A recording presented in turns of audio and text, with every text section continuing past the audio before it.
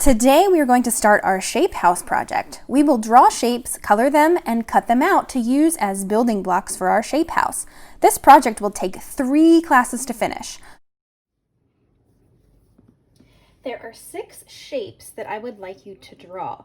The shapes are a circle, a square, a diamond, a triangle, a rectangle, and an oval.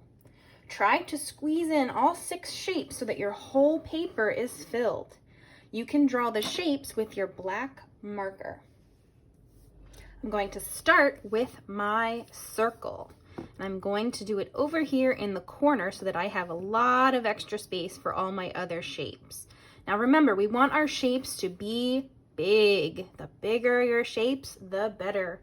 Okay, we want lots of big, strong building blocks to build our house. So make sure that you draw your shapes extra, extra large.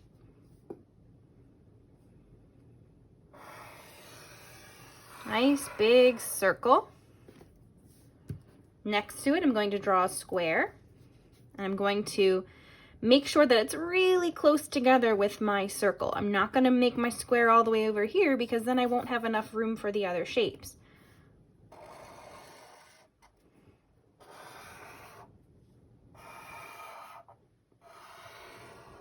Okay, circle, square. Now I have just enough room for a nice big triangle.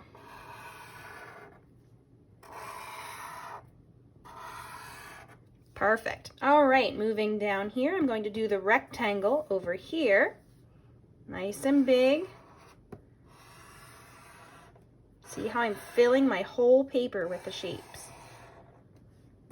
An oval.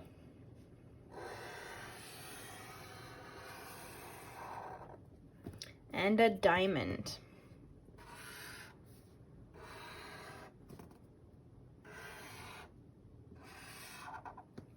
There we go. Now the next step is to use crayons to color it. Okay, my shapes are all colored and I'm ready to... Oh, wait a minute. Oops, what did I do here? I scribbled. Oh no, I did not take my time with this one. I see lots of peekaboos. Remember those empty white spaces that we see in our coloring? These shapes are colored nicely and neatly. This one's a little bit sloppy. I see lots of scribbles. So how do we fix those peekaboos? How do we fix those skinny and wimpy lines? That's right, we go back in with a crayon and color those in. Remember, we don't want skinny and wimpy lines. We want thick and thirsty lines. If you had me in kindergarten last year, you remember that from kindergarten. If you're new, this is how I describe good coloring. Thick and thirsty lines. We don't want skinny and wimpy lines. We want thick and thirsty lines. Thick and thirsty lines are the lines that fill in the whole space or the whole shape. Skinny and wimpy lines are the lines that we sometimes see when we're scribbling and we have lots of empty white spaces called peekaboos. We don't want any peekaboos in our coloring. All right, I fixed that shape and now I'm ready to go to the next step. Welcome back to day 2 of our shape house project. Day number 2, we're going to focus on cutting the shapes out and building the house and then gluing it all together. When you are cutting, try your very best to stay on the line. Pretend like your scissors is a car and you want to try to stay on the line. The line is like the road. Your car should stay on that line or on the road. If you accidentally get off the road, just go back on, steer yourself right back on the road, and keep going. I can cut that little piece off. There we go. When you're cutting, you can take your time. Go nice and slow, stay on the line. There's my first shape for my building blocks for my house. Watch as I finish cutting out the rest of the shapes, and then I'll show you what to do next.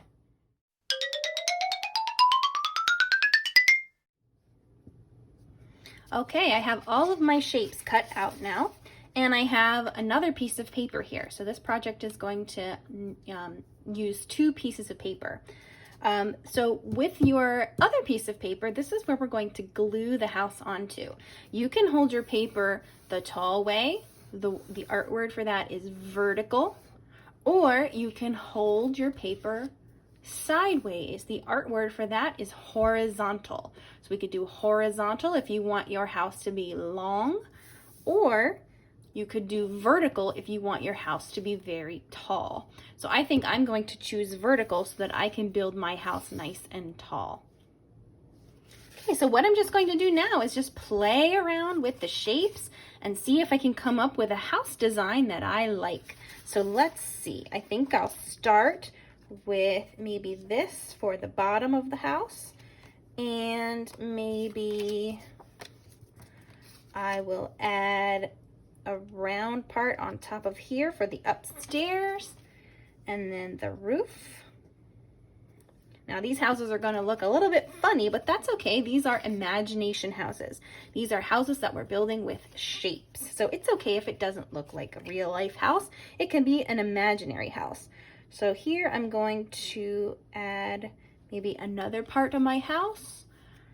The roof over here, like this could be a garage maybe. And then a round part on top there. I'm just gonna keep playing around, see what I can come up with.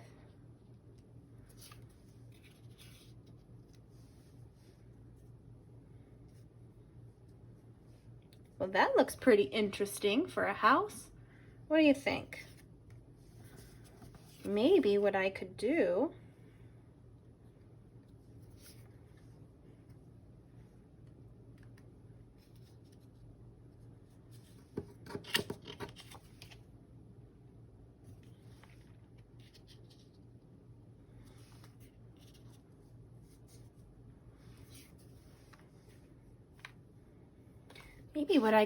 is even cut this in half.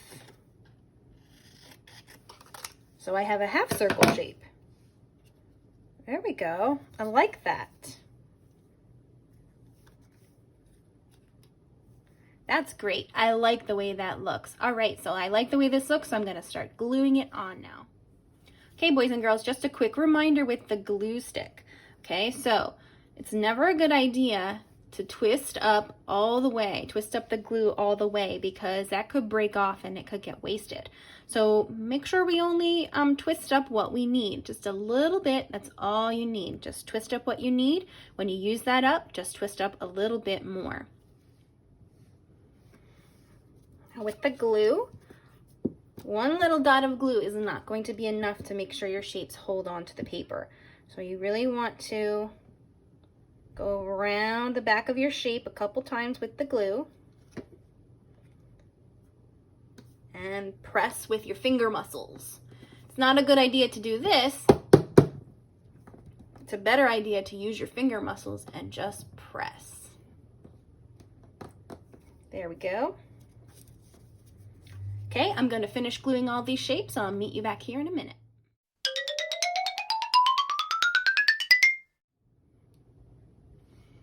Okay, welcome back for part 3 of our shape house, day number 3.